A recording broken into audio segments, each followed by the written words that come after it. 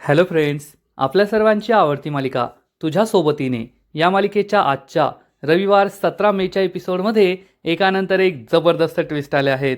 Friends, आजचा episode खरंच खूप भारी होता. एकीकडे मल्हारने नुपूरला सगळं सत्य सांगितलंय की जेव्हा मला कळलं की माझ्याकडून ज्या व्यक्तीचा अपघात झालाय तो तुझा होणारा नवरा वेदांत होता, तेव्हा मी तुला सगळं सत्य सांगायला आलो होतो. पण मी जे सत्य सांगितलं तर ते तू नाही तर आईंनी ऐकलं होतं. पण नुपूरला हे पटलं नाही. नुपूरला वाटलं मल्हार पुन्हा एकदा खोटं बोलतोय आणि नुपूरने चक्क मल्हारच्या सनसनीत थोबाडीत मारली. आणि त्यानंतर तायडी तेथे आली. तायडीने मल्हारला आणखीन भडकून दिलं की मल्हार, जर तुला नुपूरची माफी मागायची असेल, जर नुपूरने तुला माफ करावं अशी तुझी इच्छा असेल तर तू पोलिसांना सरेंडर हो, स्वतःला पोलिसांच्या हवाली कर, तुझा गुन्हा कबूल कर. मल्हारला हे पटलंय आणि मल्हार पोलीस स्टेशनमध्ये स्वतःला सरेंडर करायला गेलाय. रेवती मावशीने नुपूर समोर पदर पसरलाय की तू मल्हारला पोलिसांसमोर सरेंडर करू देऊ नको. मग नुपूर हे ऐकणार का? ती मल्हारला थांबवणार का? आता पुढे काय होईल हे पाहायला मजा येणार आहे. मग हे सगळं नेमकं घडलं तरी कसं हे जाणून घेण्यासाठी हा व्हिडिओ शेवटपर्यंत नक्की पहा. फ्रेंड्स, आजच्या एपिसोडच्या सुरुवातीलाच नुपूर घराची खिडकी उघडून बाहेर पाहते तर तिला मल्हार दिसत नाही. नुपूरला असं वाटतं मल्हार त्याच्या घरी निघून गेलाय. आणि मग नुपूर अन्वयला कॉल करते आणि हॉस्पिटलमध्ये आईसाठी डबा आणायचा आहे का असा फोन करून विचारते. इकडे रेवती मावशी खूप टेन्शनमध्ये असते आणि मल्हार घरी येण्याची वाट पाहत असते. पण मल्हार काही अजून आलेला नसतो. तायडी मात्र मस्त आवरून सावरून मेकअप वगैरे करून चहाचा ट्रे तेथे घेऊन येते आणि रेवती मावशीला म्हणते, चल काकू बस, चहा पिऊन घे, मग नंतर आपण बोलूया. पण रेवती मावशी काहीही खाण्यापिण्यास नकार देते आणि विचारते, तायडे मला रात्रभर झोप लागली नाहीये, मल्हार आत्ता येईल नंतर येईल, रात्रभर मी तिची वाट पाहत होते पण मल्हार आलाच नाही.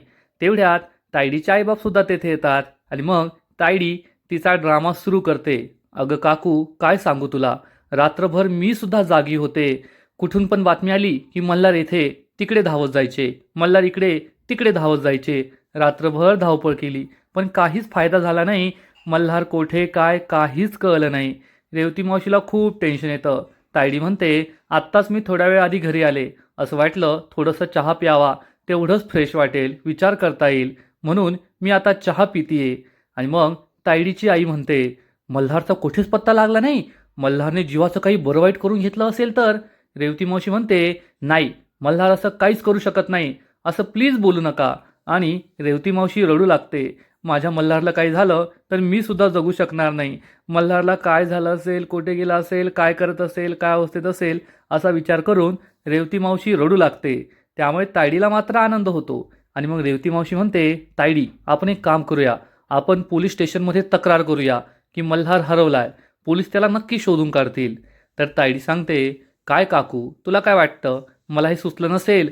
अगं मी पोलीस स्टेशनला गेले होते पण तेथे गेल्यावर मला असं वाटलं, नाही, मी येथे नको जायला, तक्रार नको करायला, कारण पोलिसांना कळलं मग मीडियाला कळणार, मीडियाला कळल्यावर मीडिया त्याच्या पर्सनल आयुष्याचा तमाशा बनवेल, त्याचं पहिलं लग्नसुद्धा मोडलं होतं ते सुद्धा उकरून काढेल आणि मग मल्हारची खूप बदनामी होईल, त्याचा मल्हारलाच त्रास होईल.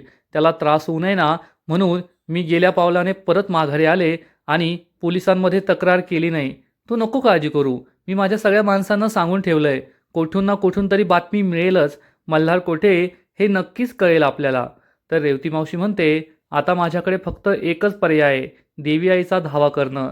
देवी आई, तूच आता माझ्या मल्हारला शोधून आण ग, असा विचार करून रेवती मावशी पुन्हा रडू लागते. आणि इकडे नुपूर आंघोळ वगैरे करून नळावर पाणी भरायला बाहेर येते आणि बाहेर येताच तिला दिसतं की मल्हार हा चाळीबाहेरील एका झाडाखाली बसलाय. नुपूरला मोठा धक्काच बसतो, कारण नुपूरला असं वाटत होतं की मल्हार तर घरी निघून गेलाय, पण मल्हार येथेच बसलाय हे पाहून तिला आश्चर्य वाटतं. मल्हार सुद्धा नुपूरला पाहतो आणि नुपूर जवळ येतो, पण नुपूर त्याच्याशी काहीच बोलत नाही आणि नळावर पाणी भरत असते, हंडा भरायला लावते आणि मल्हारला ठणकावून सांगते, मल्हार सर, मी तुम्हाला सांगितलं होतं ना, येथे थांबू नका, जा तुम्ही इथून, तुम्ही येथे थांबून काहीच फायदा होणार नाहीये. तर मल्हार म्हणतो, मी सुद्धा तुला सांगितलंय, जोपर्यंत तुझा गैरसमज दूर होत नाही तोपर्यंत मी कोठेच जाणार नाहीये, मी तुला सोबत घेऊनच माझ्या घरी परत जाणार. नुपूर चिडून म्हणते, तुम्ही आयुष्यभर जरी येथे थांबलात ना तरी ते शक्य नाही आहे. मी तुमच्याबरोबर कधीच येणार नाही. मल्हार सर, तुम्हाला काय वाटतं? तुम्ही इतकं मोठं प्लॅनिंग केलं, मला फसवलं, पदोपदी माझ्याशी खोटं बोलला आणि असं सगळं असूनसुद्धा मी तुम्हाला माफ करेल. मल्हार म्हणतो, नुपूर, एकदा माझं ऐकून घे. मी तुझे सगळे गैरसमज दूर करतो. नुपूर चिडून म्हणते, सर, माझा कोणताच गैरसमज झाला नाहीये जो तुम्ही दूर कराल. मला सगळं सत्य कळलंय आणि सत्य हे सत्य असतं. आता तुम्ही त्यावर कितीही खोट्याची पांघरुणं घालण्याचा प्रयत्न केला ना, तरी ते झाकलं जाणार नाहीये. असं म्हणून नुपूर तिचा हंडा भरतो. हा हंडा उचलते, परंतु तिची हंडा उचलण्याची पद्धत वेगळीच आहे. हा हंडा ती स्वतःच्या अंगावरच उलटा करून घेते. ती खाली पडणार इतक्यात मल्हार तिला सावरतो आणि या हंड्यातलं संपूर्ण पाणी मल्हार आणि नुपूरच्या अंगावर पडतं आणि या दोघांची अंघोळ होऊन जाते. नुपूर खूप घाबरलेली असते. मल्हार तिला कसंबसं सावरतो आणि मग हे दोघेही एकमेकांच्या नजरेत हरून जातात. आपण चाळीत आहोत, बाहेर आहोत, कुणी आपल्याला पाहिल याचं त्यांना काही वाटत नाही. हे दोघे याच अवस्थेत एकमेकांच्या डोळ्यात पाहत असतात, हरून गेलेले असतात. आणि इकडे तायडी ही रेवती मावशीला समजवण्याचा प्रयत्न करते. काकू, आता आपल्याकडे एकच पर्याय आहे. आपण फक्त वाट पाहू शकतो. आता मल्हार स्वतःहूनच घरी येईल.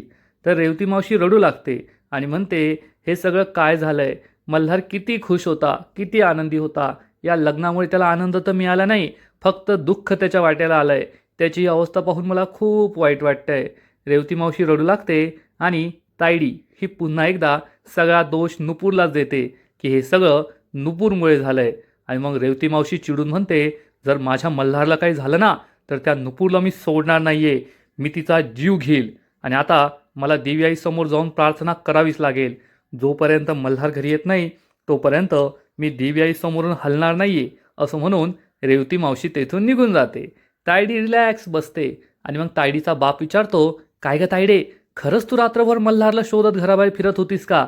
तर तायडी म्हणते, हे अडलंय माझं खेटर, मी कशाला जाऊ? मी तर मस्त ढाराढूर झोपले होते. एक तर त्या दोघांना वेगळं केल्यानंतर मला मस्त झोप लागली, टेन्शन नाही, एकदम साऊंड स्लीप मला मिळाली.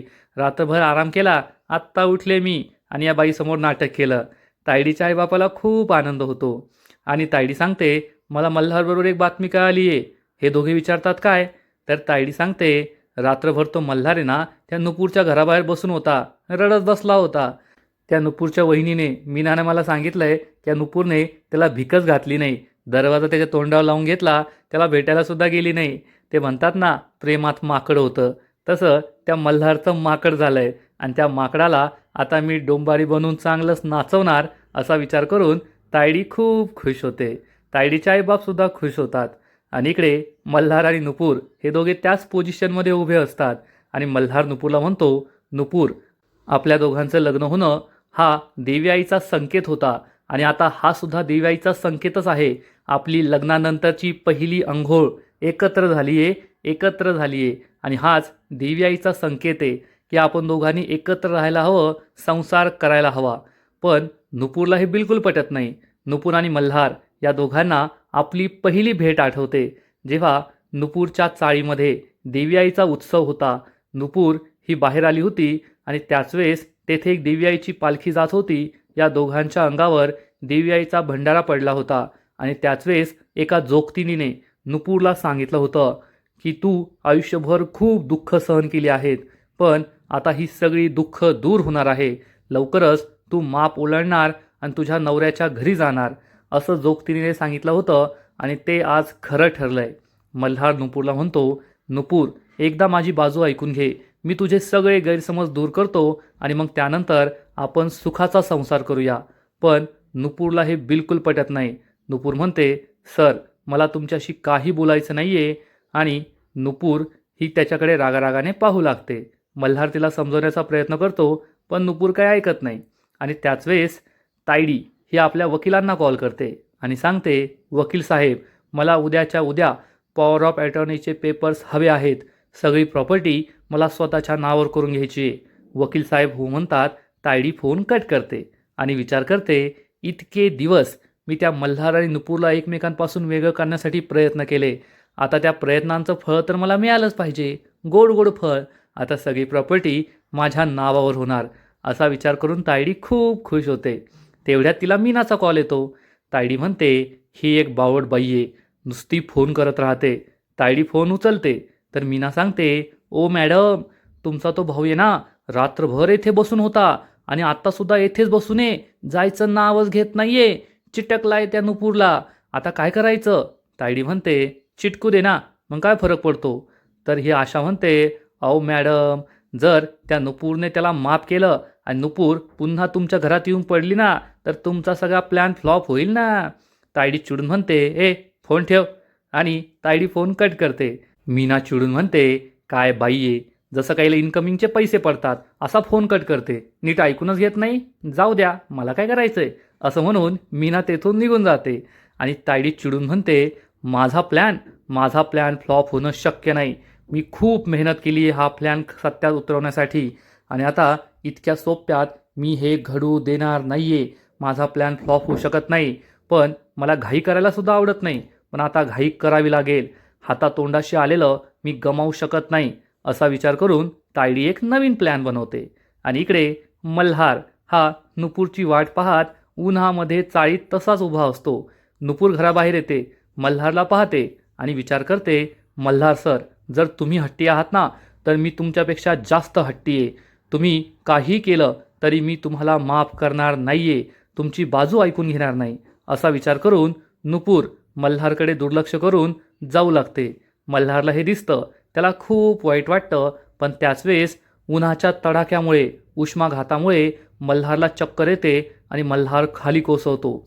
चाळीतल्या आजूबाजूचे लोक मल्हारला उचलण्यासाठी येतात. नुपूरसुद्धा खूप घाबरते, मल्हार जवळ येते. तेवढ्यात कुणीतरी पाणी आणून देतं आणि नुपूर ही मल्हारच्या जवळ येऊन त्याला पाणी प्यायला सांगते. मल्हार नुपूरकडे एकटक पाहतच राहतो. नुपूर स्वतःच्या हाताने मल्हारला पाणी पाजते. मल्हार तिच्याकडे पाहतच राहतो. नुपूरसुद्धा त्याच्याकडे रागाने पाहते आणि नुपूर मग आजूबाजूच्या लोकांना म्हणते, चला आपण त्यांना सावलीत बसूया. ही माणसं मल्हारला उचलतात, पण तेवढ्यात मल्हार पुन्हा एकदा खाली कोसळतो. त्यामुळे नुपूर घाबरते आणि मग ही सगळी माणसं मल्हारला झाडाखाली नेऊन बसवतात आणि ही माणसं निघून जातात. नुपूर मल्हारकडे रागारागाने पाहत असते आणि म्हणते, थांबा मल्हार सर, मी आले 2 मिनिटात, तुम्ही येथेच थांबा. नुपूर घरात निघून जाते. मल्हार बिचारा तसाच बसून असतो आणि थोड्या वेळात नुपूर मल्हारसाठी जेवण आणि पाणी घेऊन येते. पोळी, भाजी, भात हे सगळं तिने आणलेलं असतं. ती मल्हारला म्हणते, मल्हार सर, तुम्ही कालपासून काहीच खाल्लेलं नाहीये, म्हणून तुम्हाला त्रास होतोय, जेवून घ्या, पोटभर जेवा, म्हणजे तुम्हाला त्रास होणार नाही आणि मग हॉस्पिटलमध्ये जा, नाहीतर तुमची तब्येत आणखीन बिघडेल. हे सगळं मीना पाहत असते आणि म्हणते, बाई बाई बाई, यांचं काय अजून चालूच आहे का, जाऊ दे, यांचं काय कधी संपणार नाहीये, आणि मीना तेथून निघून जाते. नुपूर मल्हारच्या जवळ ताट ठेवते आणि नुपूरसुद्धा जात असते. तेवढ्यात मल्हार तिला थांबवतो आणि म्हणतो, नुपूर, तुझं माझ्यावर अजूनही प्रेम आहे. नुपूर थांबते, तिला खूप राग येतो. मल्हार म्हणतो, तुला असं वाटतं ना की तू हे सगळं काळजीसाठी केलं, तर नाही, ही फक्त काळजी नाहीये, तर हे तुझं माझ्यासाठी प्रेम आहे आणि तू माझ्यावर खूप प्रेम करते, हे तू पुन्हा एकदा सिद्ध केलंय. नुपूरच्या तळपायाची आग मस्तकातच जाते आणि कधी नव्हे ती पहिल्यांदा नुपूर ही चक्क मल्हारच्या सनसनीत थोबाडीत मारते. मल्हार जागचा हादरूनच जातो. त्याला अशी अपेक्षा नव्हती की नुपूर त्याच्या थोबाडीत मारेल. मल्हार नुपूरकडे एकटक पाहतच राहतो आणि नुपूर म्हणते, सर, हा तुमचा सगळ्यात मोठा गैरसमज आहे. मी फक्त माणुसकीच्या नात्याने तुम्हाला जेवण आणि पाणी दिलंय. तुमच्या जागी इतर कुणीही असतं ना, तरी मी हेच केलं असतं. उगाच काहीही गैरसमज पाळू नका. मी तुमच्यावर प्रेम करत नाही. माझा आणि तुमचा काही संबंध नाहीये आणि मी हे प्रेमासाठी नाही केलं, फक्त माणुसकीच्या नात्याने केलंय, एवढं लक्षात ठेवा. हे ऐकून मल्हारला खूप वाईट वाटतं. नुपूर त्याला ठणकावून सांगते, मल्हार सर, तुम्हाला काय वाटतं, मी तुमच्यावर अजूनही प्रेम करते, मी तुम्हाला माफ करेल. अहो, तुम्ही प्रत्येक क्षणाक्षणाला मला फसवलंय, प्लॅनिंग केलंय. तुम्ही जे काही वागलात ते सगळं खोटं होतं आणि अशा खोट्या माणसावर मी प्रेम नाही करू शकत. माझं तुमच्यावर प्रेम नाहीये, मी तुम्हाला कधीच माफ करणार नाही.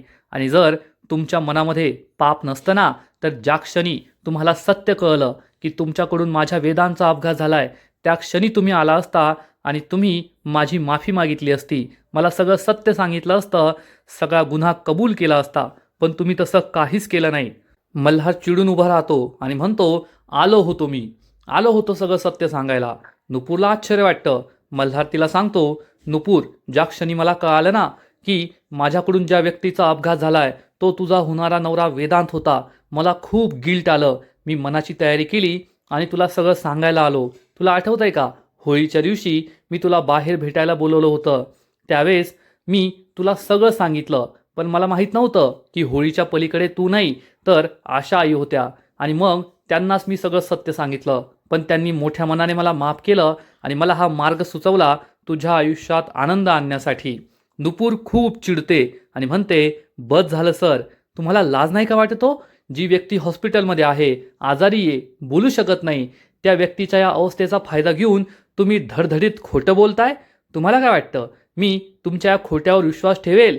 ती माधव कारेकरची खोटी बायको खरंच बोलत होती की तुम्ही जेव्हा तोंड उघडणार तेव्हा तुमच्या तोंडातून खोटंच बाहेर पडणार, आणि आता सुद्धा तुम्ही खोटंच बोलताय. मल्हारला जबर धक्का बसतो. नुपूर चिडून म्हणते, मी तुम्हाला शेवटचं सांगतेय, पुन्हा माझ्या आईच्या नावाने खोटं बोलायचं नाही. असं म्हणून नुपूर रागारागाने निघून जाते. मल्हारला खूप वाईट वाटतं. आता मी नुपूरला सगळं सत्य सांगितलंय तरीसुद्धा नुपूरचा माझ्यावर विश्वास बसला नाही. आता काय करावं हाच प्रश्न मल्हारला पडतो. आणि त्याच वेळेस तायडी तेथे येते. तायडीने हे सगळं पाहिलेलं असतं. तायडीला मल्हारची अवस्था पाहून खूप आनंद होतो. तायडी ही हसत हसत मल्हारजवळ येते. अरे वा, मल्हार तुझी काय भारी अवस्था झाली आहे. ती त्याच्या मागे असते, त्यामुळे तिला हसायला तर चान्सच मिळालेला असतो. आणि इकडे रेवती मावशी ही घरातील देवी आईच्या मंदिरासमोर हात जोडून उभी असते आणि म्हणते, देवी आई, आयुष्यभर मी तुझी भक्ती केली, तुझी सेवा केली, पण तू आज मला हा दिवस का दाखवला? माझा मल्हार कोठे? त्याला लवकरात लवकर घरी पाठव. मी तुझ्यासमोर पदर पसरते, माझ्या मल्हारची भीक मागते, त्याला परत घरी लवकर येऊ दे. तेवढ्या जिया तेथे येते. जियासुद्धा खूप इमोशनल झालेली असते. जियासुद्धा देवी आईसमोर हात जोडते आणि प्रार्थना करते, देवी आई, माझ्या ब्रोला लवकरात लवकर घरी पाठव. तेव्हा रेवती मावशी म्हणते, देवी आई, जोपर्यंत तू माझ्या मल्हारला घरी पाठवत नाही तोपर्यंत मी अन्नाचा एक कण खाणार नाही की पाण्याचा एक थेंब पिणार नाही. हे ऐकून जियाला मोठा धक्काच बसतो. पण रेवती मावशीने ठरवलेलं असतं की आता ती हा कडक उपवास करणारच. रेवती मावशी देवी आईसमोर हात जोडते. जिया रडू लागते. आणि इकडे तायडी ही मल्हारजवळ येऊन बसते आणि मग आपली नाटकं सुरू करते. अरे मल्हार, तू येतेस का? अरे काल रात्री पण तू घरी आला नाही. रात्रभर मी तुला शोधत होते, पण तू कोठे सापडला नाही. आणि मग मला असं वाटलं तू येथेच असशील म्हणून येथे आले. अरे काय स्वतःची अवस्था करून घेतलीस तू? किती त्रास होतोय तुला? असं का वागतोयस रे? आणि तेवढ्यात नुपूर तेथे येते आणि तायडी ही लगेचच मल्हारसमोर नुपूरवर रागवल्याचं नाटक करते. नुपूर असं म्हणून ती नुपूरच्या समोर येते आणि मग चक्क नुपूरला डोळे दाखवते, स्माईल करते. काय मग बरं चाललंय का? आणि मग नाटक सुरू करते. नुपूर, हे काय करतेस तू? तुला कळत नाहीये का? माझा इतका श्रीमंत, इतका चांगला भाऊ तुझ्या घरासमोर मागील 24 तासापासून असाच बसू नये, काही न खाता काही न पिता, आणि तू त्याच्याशी असं वाईट वागतीये? अगं तो तुझा नवरा आहे. काही झालं ना तरी तुमचं लग्न झालंय, त्याच्या नावाचं मंगळसूत्र तुझ्या गळ्यात आहे, आणि तू त्याच्याशी असं वागतीये? असं म्हणून तायडी ही मल्हारच्या चेहऱ्याला हात लावते आणि म्हणते, पहा बरं त्याची काय अवस्था झाली आहे. तेवढ्यात तायडीला समजतं की मल्हारला ताप आलाय. तायडी म्हणते, मल्हार तुला तर खूप ताप आलाय, तुझी अवस्था किती वाईट आहे. आणि मग तायडी नुपूरवर आणखीनच चिडते. अगं त्याला किती ताप आलाय आणि तुला त्याची बिलकुल काळजी वाटत नाहीये. तर नुपूर म्हणते, तुम्हाला वाटते ना, तुम्हाला किती काळजी वाटतेय ते मला चांगलंच दिसतंय. मग तुम्हाला एवढीच काळजी नाही तुमच्या भावाची तर त्याला समजावून सांगा की गुपचूप घरी जा, डॉक्टरांकडे जा, आराम कर, कारण येथे थांबून काहीच फायदा नाहीये. मी काय त्यांना कधी माफ करणार नाहीये.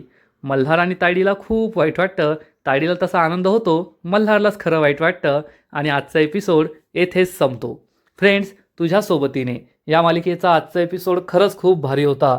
मल्हारने नुपूरला सत्य सांगितलं, पण नुपूरला ते पटलं नाही आणि नुपूरने चक्क मल्हारच्या थोबाडीसुद्धा मारली. हे पाहून मात्र वाईट वाटलं. आजचा एपिसोड तर भारी होता, पण तुझ्या सोबतीने या मालिकेचा पुढील एपिसोड आणखीन भारी असणारे, आणखीन मोठा ट्विस्ट या मालिकेत येणारे. मग नेमकं घडणार तरी काय? तर पुढील एपिसोडमध्ये आपण पाहू की तायडी ही चक्क मल्हारला म्हणेल, मल्हार, नुपूरला असं वाटत असेल की तू पोलीस स्टेशनमध्ये जाऊन सरेंडर करावं, स्वतःचा गुन्हा कबूल करावा, तेव्हाच ती तुला माफ करेल. आणि मल्हारला ही आयडिया आवडणार. मल्हार म्हणेल, तायडे तू एकदम खरं बोलतीये, मी आत्ताच्या आत्ता जाऊन स्वतःला पोलीस स्टेशनमध्ये सरेंडर करतो. आणि मग तायडी नाटक करेल, नाही रे मल्हार तू गेला तर आमचं काय होईल. ती त्याला असं रडत रडत मिठी मारेल आणि मग राक्षसासारखी हसू लागेल. वा वा, मला हेच हवं होतं. म्हणजे नुपूरच्या नावाखाली एकदा मल्हार जेलमध्ये गेला की मग तायडी सगळं साम्राज्यावर मजा मारायला मोकळी. आणि मग ही गोष्ट रेवती मावशीला समजणार. रेवती मावशी नुपूर जवळ येईल, नुपूर समोर हात जोडून तिला विनंती करेल, नुपूर मल्हार तुला बरं वाटावं म्हणून स्वतःला पोलिसांच्या हवाली करायला गेलाय. मी तुझ्यासमोर हात जोडते, पदर पसरते, पण त्याला थांबव. मल्हार जर आमच्या कुटुंबात नसला तर आमचं कुटुंब उद्ध्वस्त होईल. मग नुपूर रेवती मावशीच्या या विनंतीला मान देईल का, ती मल्हारला सरेंडर करण्यापासून थांबवणार का, हे सगळं पाहायला खूप मजा येणार आहे. तर फ्रेंड्स, तुम्हाला सुद्धा तुझ्या सोबतीने ही मालिका आवडते का, नक्कीच कमेंट करून सांगा. आणि या मालिकेचे असेच नवीन नवीन एपिसोड, नवीन नवीन अपडेट सर्वात आधी पाहण्यासाठी व्हिडिओला लाईक करा, शेअर करा, चॅनलला सबस्क्राईब करून बेल आयकॉनवर क्लिक करा. म्हणजे या मालिकेचे नवीन नवीन एपिसोड तुम्हाला सर्वात आधी पाहायला मिळतील. खूप खूप खूप धन्यवाद.